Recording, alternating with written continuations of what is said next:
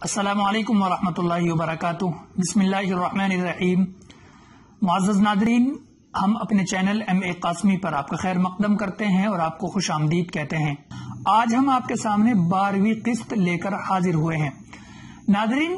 11ویں قسط میں ہم نے آپ کو بتایا تھا کہ نبی پاک صلی اللہ علیہ وسلم کو کس طریقے سے کفار پریشان کر رہے تھے اور آپ کے دشمن پریشان کر رہے تھے۔ کوئی بھی موقع ایسا نہیں گوا رہے تھے جس پر وہ نبی پاک صلی اللہ علیہ وسلم کو نہ ستا رہے ہوں، چاہے زبان سے چاہے ہاتھ سے، جس طریقے سے بھی وہ موقع دیکھ رہے تھے اسی طریقے سے آپ کو ستا رہے تھے۔ راستے میں آپ کو الٹا سیدھا کہتے، نماز پڑھتے تو آپ کے گلے میں پھندا ڈالتے، آپ کے اوپر اونٹ کی اوجڑیاں ڈالتے تھے، اس طریقے سے آپ کو ستاتے تھے۔ ناظرین، نبی پاک صلی اللہ علیہ وسلم کو ستانے کے ساتھ ساتھ آپ کے ساتھیوں کو اور صحابہ کرام کو بھی بے پناہ اذیت دے رہے تھے یہ ملعون اور لعنتی اور خبیث لوگ۔ حضرت بلال رضی اللہ تعالیٰ عنہ کے بارے میں بتایا جاتا ہے ناظرین کہ یہ امیہ بن خلف کے غلام تھے۔ جب حضرت بلال نے کلمہ پڑھا اور مسلمان ہوئے تو امیہ بن خلف نے آپ کو اتنی سزا دی اور آپ کو اتنی ایذا پہنچائی، اتنا پریشان کیا، آپ کو دوپہر کی چلچلاتی دھوپ میں آپ کو ننگا کر کے پتھر پر لٹا دیا کرتا تھا، انگاروں پر لٹا دیا کرتا تھا، انگاروں پر لٹا کر کے آپ کے اوپر پتھر رکھ دیا کرتا تھا، اور دوپہر کے اندر آپ کو جانوروں کی کھال میں لپیٹ کر ڈال دیا کرتا تھا۔ اسی طریقے سے لوہے کی زرہ اور لوہے کے سامان جو ہوا کرتے ہیں وہ جب دھوپ سے تپ جاتے ہیں، بالکل کھولنے لگتے ہیں، ننگا کر کے آپ کو اس میں ڈال دیا کرتا تھا، صرف کس وجہ سے کہ وہ مسلمان ہو چکے تھے۔ حضرت بلال کے اوپر اتنا تشدد، اللہ اکبر۔ ایک مرتبہ امیہ بن خلف حضرت بلال رضی اللہ تعالیٰ عنہ کو اسی طریقے سے ستا رہا تھا اور پریشان کر رہا تھا، بلکہ یہ لگا لیجئے آپ کے اوپر تشدد پہ تشدد کیے جا رہا تھا۔ حضرت ابو بکر صدیق رضی اللہ تعالیٰ عنہ کا وہاں سے گزر ہوا، آپ نے فرمایا کہ امیہ بن خلف یہ کیا کر رہے ہو؟ امیہ بن خلف نے کہا کہ ابو بکر تو نے ہی تو اس کا ناش کیا ہے، تم نے ہی اس کو خراب کیا ہے، تم ہی بچاؤ اس کو۔ حضرت ابو بکر صدیق رضی اللہ تعالیٰ عنہ نے کہا ایسا کر لے کہ میرے پاس ایک غلام ہے، طاقتور غلام ہے، اس سے اس کا بدلہ کر لے، بلال کو مجھے دے دے، وہ غلام تو لے لے۔ اس طریقے سے حضرت ابو بکر صدیق رضی اللہ تعالیٰ عنہ نے حضرت بلال رضی اللہ تعالیٰ عنہ کو امیہ بن خلف کے تشدد سے بچایا اور حضرت بلال رضی اللہ تعالیٰ عنہ کو آزاد کرایا، تب جا کر ان کو سکون ملا۔ ناظرین، ایک صحابی تھے حضرت یاسر رضی اللہ عنہ، وہ مکہ آئے تھے اپنے بھائی کو تلاش کرنے کے لیے، جو بھائی ان کے کھوئے گئے تھے۔ ان کے ساتھ 2 بھائی اور آئے تھے تلاش کرتے کرتے۔ وہ 2 بھائی تو مکہ سے ادھر ادھر چلے گئے، لیکن حضرت یاسر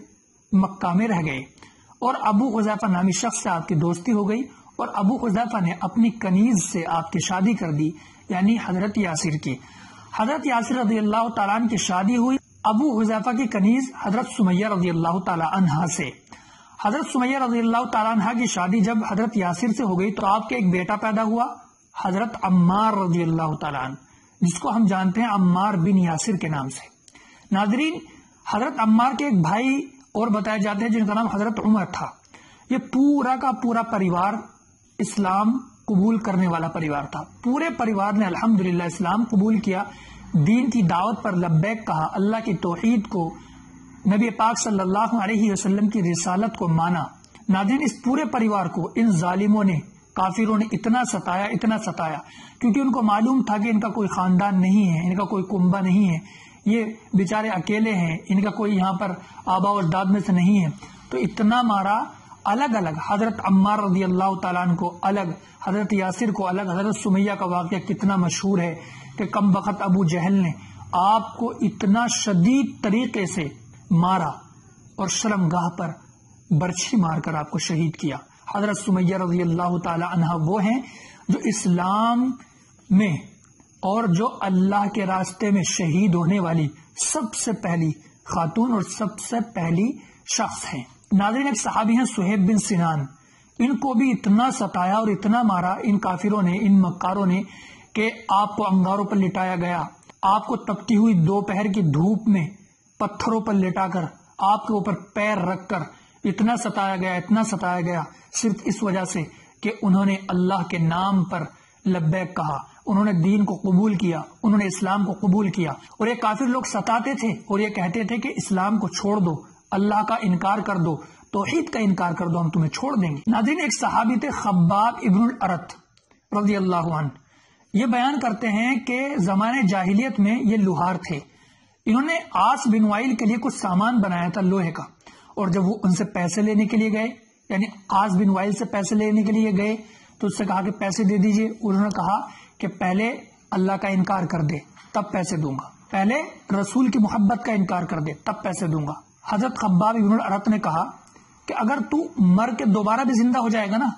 تب بھی میں اسلام سے نہیں پھروں گا، اللہ کی اور رسول کی محبت سے انکار نہیں کروں گا۔ عاص بن وائل نے کہا کہ میں مروں گا، کہ ہاں، کہ مر کے پھر زندہ ہوں گا، کہ ہاں، کہ ٹھیک ہے، جب مر کے جب دوبارہ زندہ ہو جاؤں گا تب دے دوں گا پیسے تیرے۔ صحابہ پر تشدد کا سلسلہ لگاتار چل رہا تھا، جتنے بھی صحابہ کرام ایمان لائے سب کو ستایا گیا۔ حضرت عثمان غنی رضی اللہ تعالیٰ عنہ کا واقعہ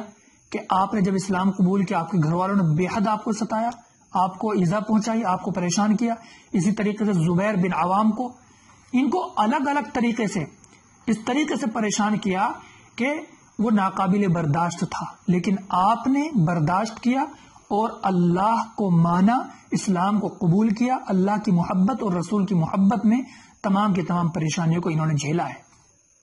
اللہ اکبر۔ ناظرین، معلوم ہے کہ یہ لوگ جو صحابہ کرام کو، خاص طور سے نبی پاک صلی اللہ علیہ وسلم کو ستا رہے تھے، آپ صلی اللہ علیہ وسلم کا مذاق اڑاتے تھے، یہ کچھ لوگ جو مشہور تھے، معلوم ہے ان کا کیا حشر ہوا؟ ایک مرتبہ کا واقعہ کہ حضرت جبرائیل علیہ السلام اللہ کے نبی صلی اللہ علیہ وسلم کے پاس تشریف لائے، اللہ کے نبی نے حضرت جبرائیل سے شکایت کی کہ لوگ میری مذاق اڑاتے ہیں۔ حضرت جبرائیل علیہ السلام نے کسی کی آنکھ کی طرف اشارہ کیا، کسی کے پیٹ کی طرف اشارہ کیا، کسی کے پیر کی طرف اشارہ کیا، ان لوگوں کے جس چیز کی طرف حضرت جبرائیل علیہ السلام نے اشارہ کیا وہ کم بخت نالائق لعنتی اسی مرض میں مبتلا ہو کر سڑ کر کے مرے ہیں۔ اللہ کا عذاب اور اللہ کی لعنت ان پر نازل ہوئی ہے اور تڑپ کر ان کا دم نکلا ہے۔ ناظرین، ان لوگوں کو سوچ لینا چاہیے جو اس دور کے اندر نبی پاک صلی اللہ علیہ وسلم کی شان میں گستاخی کر رہے ہیں، انہیں سبق حاصل کرنا چاہیے ان تمام واقعات سے، چاہے وہ فرانس میں ہو، چاہے وہ دنیا کے کسی بھی کونے میں ہو جہاں پر اللہ کے نبی صلی اللہ علیہ وسلم کی شان میں گستاخی کی جا رہی ہے، کہ ان کا اللہ ایسا ستیہ ناش کرے گا، اللہ ان کو ایسی سزا دے گا کہ وہ عبرت بن جائے گی۔ ناظرین، ہماری یہ 12ویں قسط یہیں تک، جس میں ہم نے صحابہ کرام پر تشدد کو بیان کیا ہے کہ کس طریقے سے صحابہ کرام پر تشدد کیا ان ظالموں نے، مکاروں نے، اور اسی طریقے سے ہم نے بتایا کہ ان لوگوں کا کیا انجام ہوا جو نبی پاک صلی اللہ علیہ وسلم کی مذاق اڑاتے تھے۔ ناظرین، ہم پھر سے آپ کی خدمت میں حاضر ہوں گے 13ویں قسط لے کر، جس میں ہم آپ کو بتائیں گے کہ ان مشرکوں نے اور کافروں نے نبی پاک صلی اللہ علیہ وسلم سے کیا فرمائش کی تھی اور کیا کیا فرمائشیں لے کر آپ کے پاس آ رہے تھے۔ اس چیز کو ہم آپ کے سامنے واضح کریں گے، بیان کریں گے۔ اللہ سے دعا کیجیے اللہ رب العزت قبول فرما دے، آسان فرما دے۔ السلام علیکم ورحمۃ اللہ وبرکاتہ۔